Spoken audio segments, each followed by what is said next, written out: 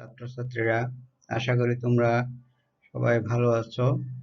তো আজকে আমরা ধারাবাহিক ক্লাসের পঞ্চম ক্লাস নিয়ে আলোচনা করব। তোমাদেরকে সবাইকে স্বাগতম। আজকে আমি রসায়ন প্রথম পত্রের তৃতীয় অধ্যায়ের পর্যায়বৃত্ত ধর্মসমূহ এবং পরমাণুর আকার এই দুইটা বিষয় নিয়ে আলোচনা করব। পর্যায়বৃত্ত ধর্ম। পর্যায়বৃত্ত ধর্ম, পর্যায়বৃত্ত শব্দটা থেকে আমরা বুঝতে পারতেছি এমন এক ধরনের ধর্ম যেগুলো নির্দিষ্ট সময় পর পর পুনরাবৃত্তি ঘটে বা আবার একই রকমের হয়ে যায়। এই সমস্ত ধর্মগুলোকে পর্যায়বৃত্ত ধর্ম বলে। তো পর্যায় সারণীতে মৌলগুলোকে যখন আমরা ইলেকট্রন বিন্যাস অনুসারে সাজাই, তখন যে সকল ধর্মের নিয়মিত পরিবর্তন হয় এবং নির্দিষ্ট সংখ্যা 2, 8, 8, 18, 18 বা 32 এই ব্যবধানে পুনরাবৃত্তি করে, সেই সমস্ত ধর্মকে আমরা পর্যায়বৃত্ত ধর্ম বলি। তাহলে যে সমস্ত ধর্ম নির্দিষ্ট সংখ্যা ব্যবধান পর পর আবার একই ধরনের হয়ে যায় বা পুনরাবৃত্তি ঘটে, যেমন গলনাঙ্ক একই রকমের হয়ে যাবে বা আয়নীকরণ শক্তি একই রকমের হয়ে যাবে, এই সমস্ত ধর্মগুলোকে পর্যায়বৃত্ত ধর্ম বলা হয়। তো পর্যায়বৃত্ত ধর্মের কারণ হচ্ছে সর্ববহিস্থ কক্ষপথের ইলেকট্রন বিন্যাস, অর্থাৎ 2, 8, 8 বা 18, 18 এই সমস্ত সংখ্যা ব্যবধানের পর যে মৌলগুলো আবার আসে, সেই মৌলগুলো আমরা যদি দেখি একই গ্রুপে অবস্থান করে, আর একই গ্রুপের মৌলগুলোর সর্ববহিস্থ স্তরের ইলেকট্রন বিন্যাস একই রকমের হয়। এবং আমরা জানি যে কোনো মৌলের ধর্ম সাধারণত তার সর্ববহিস্থ স্তরের ইলেকট্রন বিন্যাসের উপরই নির্ভর করে। সেই জন্য পর্যায়বৃত্ত ধর্মসমূহের পুনরাবৃত্তি ঘটে। তা আমরা যদি একটা পর্যায় সারণী দেখি, যেমন এই যে হাইড্রোজেনের 2 সংখ্যা পরে আসে লিথিয়াম, আবার লিথিয়ামের 8 সংখ্যা পরে আসে সোডিয়ামের 8 সংখ্যা পরে আসে পটাশিয়ামের 18 সংখ্যা পরে আসে রুবিডিয়াম। তাহলে এই সবগুলো মৌল কিন্তু একই গ্রুপে অবস্থিত এবং এদের সর্ববহিস্থ স্তরে ইলেকট্রন বিন্যাসও একই রকমের, এরা হচ্ছে গ্রুপ 1 এর মৌল। তো যেহেতু সর্ববহিস্থ স্তরে ইলেকট্রন বিন্যাস একই রকমের, আর আমরা জানি সর্ববহিস্থ স্তরে ইলেকট্রন বিন্যাসের উপরই মৌলের ধর্মগুলো নির্ভর করে, সেই জন্য এই নির্দিষ্ট সংখ্যা পর পর এই ধর্মগুলো আবার একই রকমের হয়ে যায়। পর্যায়বৃত্ত ধর্ম কি কি আছে আমরা যদি দেখি, 1 নম্বর হচ্ছে পরমাণুর আকার, গলনাঙ্ক, স্ফুটনাঙ্ক, এরপর আছে যোজ্যতা, এরপর আছে আয়নীকরণ শক্তি, তারপর আছে ইলেকট্রন বিন্যাস, তড়িৎ ঋণাত্মকতা এবং ধাতব ধর্ম। এগুলো হচ্ছে সবগুলো পর্যায়বৃত্ত ধর্ম, অর্থাৎ এই ধর্মগুলোই এই যে নির্দিষ্ট সংখ্যা পর পর আবার একই রকমের হয়ে যায়। যেমন লিথিয়ামের আর সোডিয়ামের আকার প্রায় একই হবে, গলনাঙ্ক স্ফুটনাঙ্ক প্রায় একই হবে, আয়নীকরণ শক্তি একই হবে। তাহলে এগুলো হচ্ছে পর্যায়বৃত্ত ধর্ম। তাহলে নিশ্চয়ই পর্যায়বৃত্ত ধর্ম সম্পর্কে তোমরা কিছুটা ধারণা পেয়েছো। এরপরে আমরা পর্যায়বৃত্ত ধর্মগুলো যেগুলো আমরা বলছি, সেগুলো প্রত্যেকটা নিয়ে আমরা আবার বিস্তারিত আলোচনা করব। তো প্রথমে ছিল পরমাণুর আকার। পরমাণুর আকারটা হচ্ছে কোন পরমাণুর নিউক্লিয়াস হতে সর্ববহিস্থ শক্তি স্তরের মধ্যবর্তী দূরত্ব, এই দূরত্বটাকে পরমাণুর আকার বলা হয়। কোন একটা পরমাণুর নিউক্লিয়াস এবং সর্ববহিস্থ শক্তি স্তরের মধ্যবর্তী দূরত্ব, যেমন আমরা যদি দেখি এই যে এটা হচ্ছে নিউক্লিয়াস, এটা সর্ববহিস্থ শক্তি স্তর, তাহলে এই দূরত্বটা হচ্ছে পরমাণুর আকার। আমরা যদি দেখাই, এই দূরত্বটা হচ্ছে এইখান থেকে এটাই হচ্ছে পরমাণুর আকার, সর্ববহিস্থ শক্তি স্তর থেকে নিউক্লিয়াসের দূরত্ব। কিন্তু আমরা জানি হাইজেনবার্গের অনিশ্চয়তা নীতি অনুযায়ী একটা নির্দিষ্ট সময়ে তোমার পরমাণুর নিউক্লিয়াসের ইলেকট্রনের অবস্থান, পরমাণুর মধ্যে আমরা ইলেকট্রনের অবস্থান সঠিকভাবে নির্ণয় করতে পারি না। সেই জন্য যে কোনো মুহূর্তে নিউক্লিয়াস থেকে সর্ববহিস্থ শক্তি স্তরে যে ইলেকট্রন আছে, সেই ইলেকট্রনের দূরত্ব সহজে মাপা যায় না। এই কারণে পরমাণুর আকার বা পারমাণবিক ব্যাসার্ধকে আমরা সাধারণত সমযোজী ব্যাসার্ধ অথবা ধাতব ব্যাসার্ধ অথবা ভ্যান ডার ওয়ালস ব্যাসার্ধ এই হিসেব করে থাকি। তো পারমাণবিক ব্যাসার্ধ 3 ধরনের হয়: সমযোজী ব্যাসার্ধ, ধাতব ব্যাসার্ধ, ভ্যান্ডার ওয়ালস ব্যাসার্ধ, এই তিনটা নিয়ে আমরা আলোচনা করব। সমযোজী ব্যাসার্ধ। সমযোজী ব্যাসার্ধ হচ্ছে একই মৌলের দুটি পরমাণু যখন সমযোজী বন্ধন দ্বারা পরস্পরের সাথে যুক্ত থাকে তখন তাদের দুটি নিউক্লিয়াস দুটির মধ্যবর্তী দূরত্বের অর্ধেককে বলা হচ্ছে সমযোজী ব্যাসার্ধ। একই মৌলের দুটি পরমাণু যখন সমযোজী বন্ধনের মাধ্যমে যুক্ত থাকে তখন পরমাণু দুটি নিউক্লিয়াসের মধ্যবর্তী দূরত্বের অর্ধেককে তার সমযোজী ব্যাসার্ধ বলা হয়। যেমন আমরা একটা উদাহরণ যদি দেখি, এই যে ক্লোরিন, দুইটা ক্লোরিন পরমাণু সমযোজী বন্ধনের মাধ্যমে যুক্ত আছে। একটা ক্লোরিন আরেকটা ক্লোরিনের মাধ্যমে একটা একটা ইলেকট্রন শেয়ার করে একটা সমযোজী বন্ধন তৈরি করে। তো এদের নিউক্লিয়াস দুটি মধ্যবর্তী দূরত্বের অর্ধেক, এটাই হচ্ছে সমযোজী ব্যাসার্ধ। অথবা আমরা যদি হাইড্রোজেন দেখি, এটা একটা হাইড্রোজেন পরমাণু, এটা আরেকটা হাইড্রোজেন পরমাণু, দুইটা হাইড্রোজেন পরমাণু একটা করে ইলেকট্রন শেয়ার করে H2 মানে হাইড্রোজেন অণু গঠন করে। এইখানে তাদের নিউক্লিয়াসের মধ্যবর্তী দূরত্ব, যেটা আমরা যদি দেখি নিউক্লিয়াসের মধ্যবর্তী দূরত্ব হচ্ছে এই নিউক্লিয়াস আর এখান থেকে এই নিউক্লিয়াস, এই দূরত্বের অর্ধেক, অর্থাৎ এই অর্ধেক, এইখান থেকে এতটুকু পর্যন্ত হচ্ছে হাইড্রোজেনের সমযোজী ব্যাসার্ধ। তাহলে সমযোজী ব্যাসার্ধ নিশ্চয়ই তোমরা বুঝতে পেরেছ। এরপর আছে ধাতব ব্যাসার্ধ। ধাতব ব্যাসার্ধ হচ্ছে ধাতব ক্যালাসের মধ্যে পাশাপাশি অবস্থিত দুটি ধাতব পরমাণুর নিউক্লিয়াসের মধ্যবর্তী দূরত্বের অর্ধেককে ধাতব ব্যাসার্ধ বলা হয়। একখণ্ড ধাতব পাতে অথবা কোনো ধাতব মৌলের মধ্যে দুটি পরমাণু এরা একে অপরের সাথে ধাতব বন্ধনে কিন্তু আবদ্ধ থাকে, তখন পাশাপাশি দুটি ধাতব পরমাণুর মধ্যে যে নিউক্লিয়াসের মধ্যবর্তী যে দূরত্ব সেটাকে আমরা ধাতব ব্যাসার্ধ বলি। ধাতব ব্যাসার্ধ সমযোজী ব্যাসার্ধ অপেক্ষা বড় হয়, এটা আমরা একটু পরে আলোচনা করব। এখানে আমরা যেটা দেখি, এটা একটা সোডিয়ামের পরমাণু আছে এখানে অনেকগুলো, এখানে এই দুইটা সোডিয়াম পরমাণু পাশাপাশি অবস্থিত। তাহলে এই দুইটা সোডিয়াম পরমাণু নিউক্লিয়াসের মধ্যবর্তী দূরত্বের অর্ধেক, এটাই হচ্ছে সোডিয়ামের ধাতব ব্যাসার্ধ। তারপরে বলছিলাম ভ্যান্ডার ওয়ালস ব্যাসার্ধ। ভ্যান্ডার ওয়ালস ব্যাসার্ধ হচ্ছে কোন মৌলের সবচেয়ে কাছাকাছি অবস্থিত দুটি পৃথক অণুর অন্তর্গত নিকটতম পরমাণুর নিউক্লিয়াস দুটির মধ্যবর্তী দূরত্বের অর্ধেককে ভ্যান্ডার ওয়ালস ব্যাসার্ধ বলা হয়। ভ্যান্ডার ওয়ালস ব্যাসার্ধ হচ্ছে সমযোজী ব্যাসার্ধ অপেক্ষা বড়। তাহলে এটা হচ্ছে দুটি পৃথক অণু, আলাদা আলাদা দুটি পৃথক অণু যখন খুব কাছাকাছি আসে তখন তাদের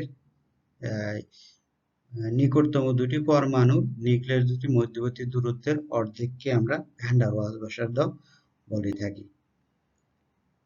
যেমন এখানে ভ্যান্ডার ওয়ালস ব্যাসার্ধ, এখানে ধরো আমরা যদি একটা উদাহরণ হিসেবে বলতে পারি, যেমন ক্লোরিন গ্যাস, ক্লোরিনের অসংখ্য পরমাণু পরস্পরের সাথে সমযোজী বন্ধন গঠন করে, দুইটা পরমাণু মিলে ক্লোরিনের অণু গঠন করে।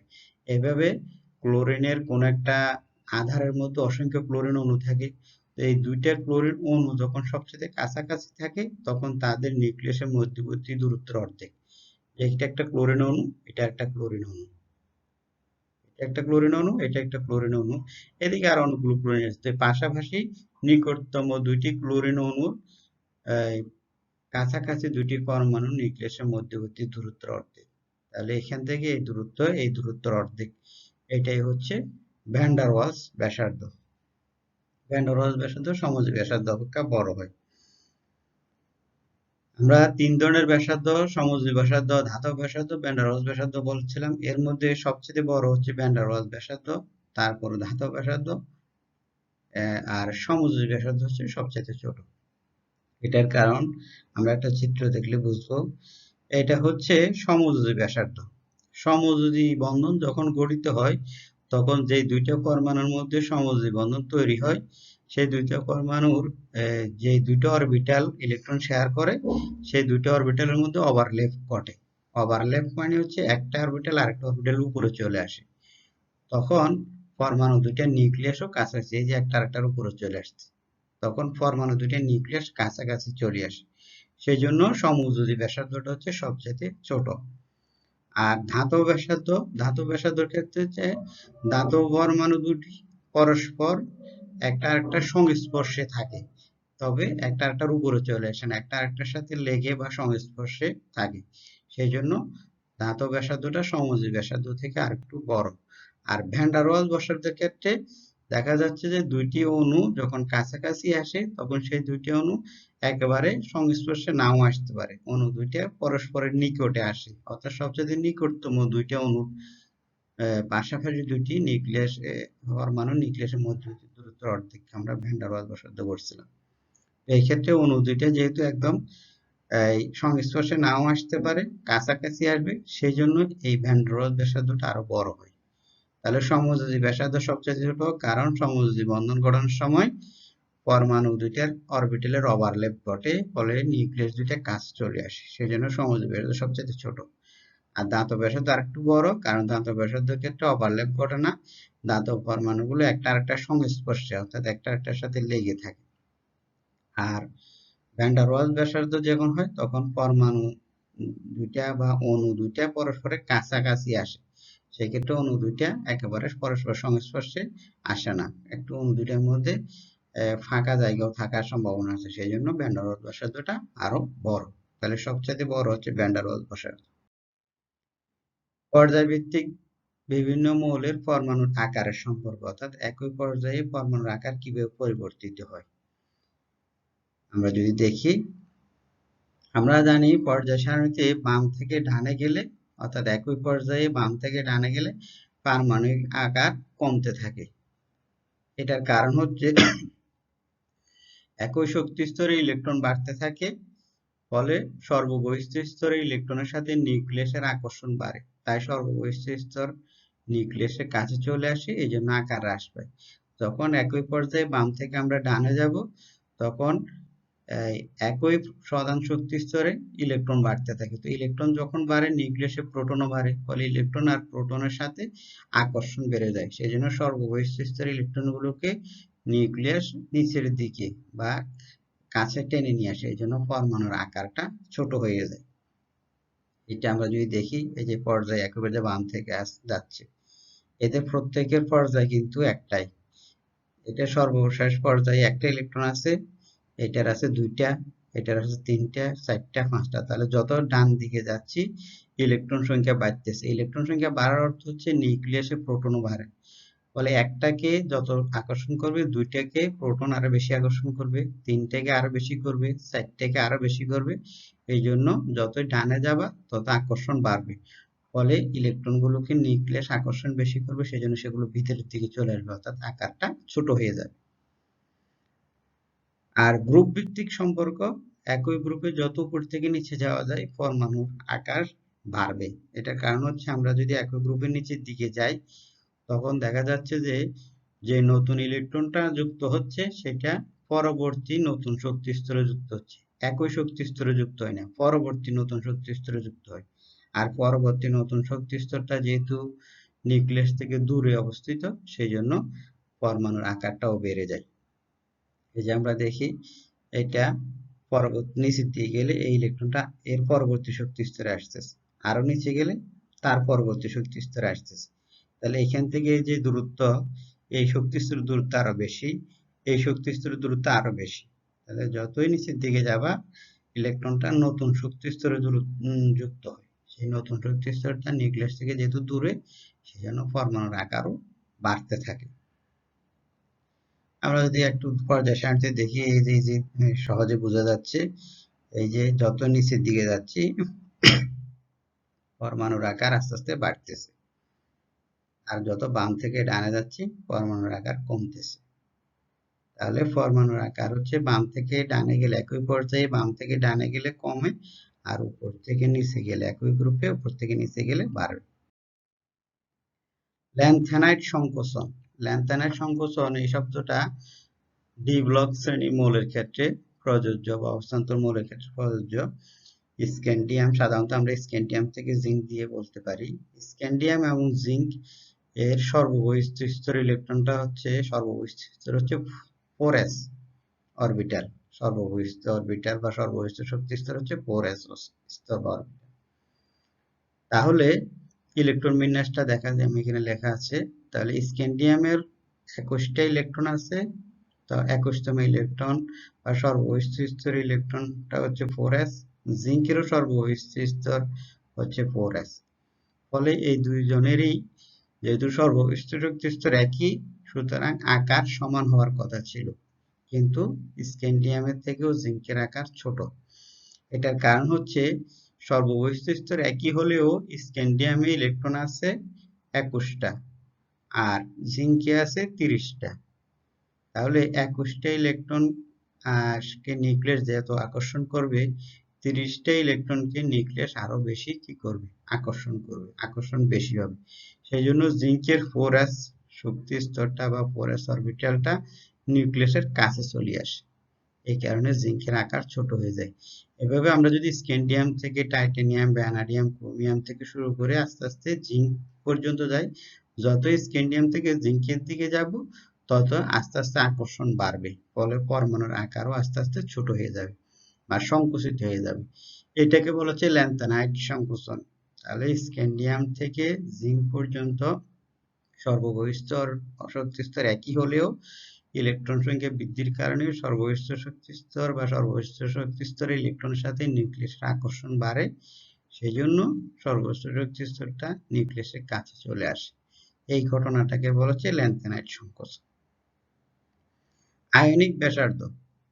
আয়নিক ব্যাসার্ধ হচ্ছে কোন আয়নের অভ্যন্তরে নিউক্লিয়াসের কেন্দ্র থেকে যে দূরত্ব পর্যন্ত ইলেকট্রন ম্যাগের উপর নিউক্লিয় আকর্ষণ বল বিস্তৃত থাকে বা কার্যকর থাকে, সেই দূরত্বটাকে আমরা আয়নিক ব্যাসার্ধ বলি।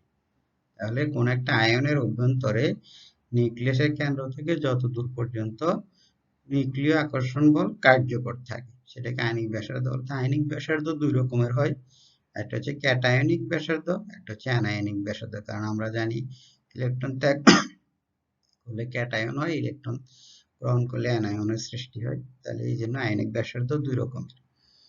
ক্যাটায়নিক ব্যাসার্ধ পরমাণুর ব্যাসার্ধ থেকেও ছোট হয়।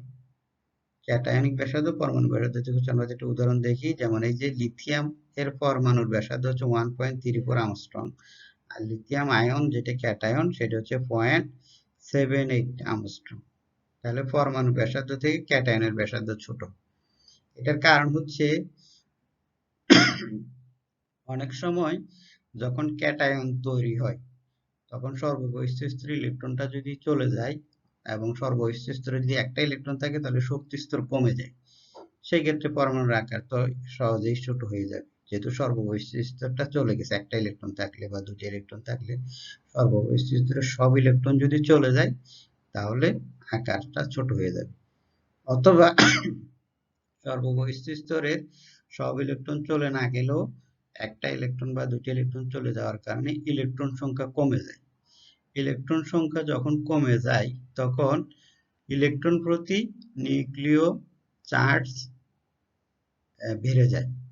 ইলেকট্রন প্রতি নিউক্লিয় চার্জ বেড়ে যায়, ইলেকট্রন প্রতি নিউক্লিয় চার্জ বেড়ে যায় বা নিউক্লিয় আকর্ষণ শক্তিটা বেড়ে যায়।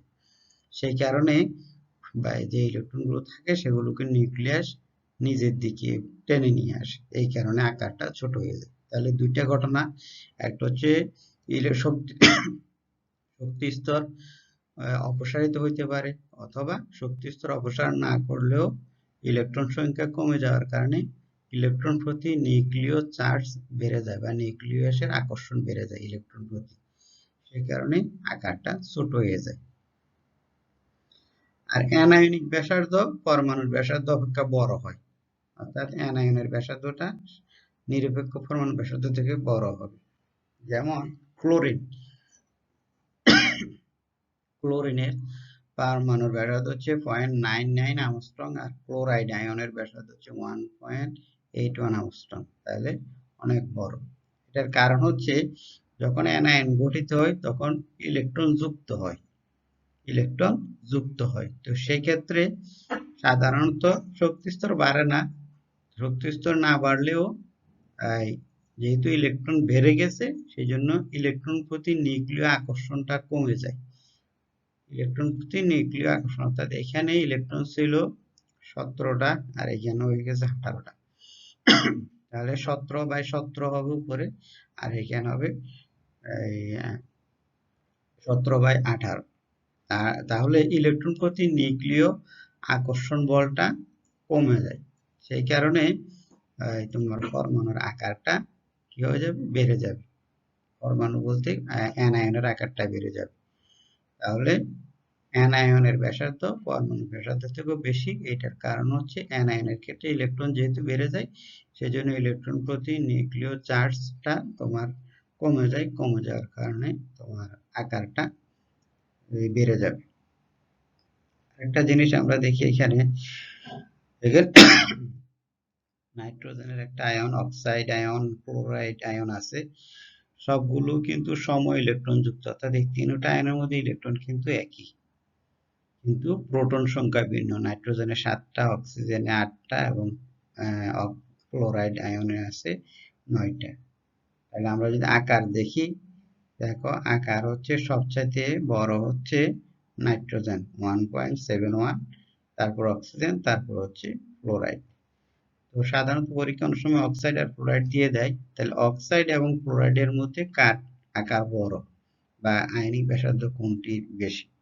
এটা হচ্ছে অক্সাইডের আয়নিক ব্যাসার্ধ বেশি অথবা ক্লোরাইডের আয়নিক ব্যাসার্ধ কম। এর কারণ হচ্ছে, যদিও ইলেকট্রন সংখ্যা সমান, কিন্তু প্রোটন সংখ্যা হচ্ছে কি ভিন্ন। প্রোটন সংখ্যা ভিন্ন, অর্থাৎ ক্লোরাইডের ক্ষেত্রে প্রোটন বেশি। প্রোটন বেশি হওয়ার কারণে ইলেকট্রন প্রতি নিউক্লিয় চার্জ বা নিউক্লিয় আকর্ষণ বেড়ে যায়। প্রোটন যেহেতু বেড়ে গেছে, সেই জন্য ইলেকট্রন প্রতি নিউক্লিয় চার্জ বা নিউক্লিয়াসের আকর্ষণ বেড়ে যাবে। ফলে বাইরের যে ইলেকট্রন সেগুলোকে সে বেশি আকর্ষণ করবে। এই জন্য বহিঃস্থ স্তরটা ভিতরের দিকে চলে আসবে এবং আকারটা ছোট হয়ে যাবে। তাহলে অক্সাইড এর মধ্যে প্রোটন 8টা, ক্লোরাইডের মধ্যে প্রোটন হচ্ছে 9টা। ক্লোরাইডে প্রোটন বেশি হওয়ার কারণে নিউক্লিয় আকর্ষণ বল বেশি কাজ করে, ইলেকট্রন প্রতি নিউক্লিয় আকর্ষণ বলটা বেশি কাজ করে। এই কারণে ক্লোরাইডের সর্ববহিঃস্থ স্তরটা ভিতরের দিকে চলে আসবে। এই কারণে ক্লোরাইডের আকারটা ছোট হয়ে যাবে। তোমরা বুঝতে পেরেছ? আশা করি সবাই ভালো থাকবা, সুস্থ থাকবা। সবাইকে ধন্যবাদ।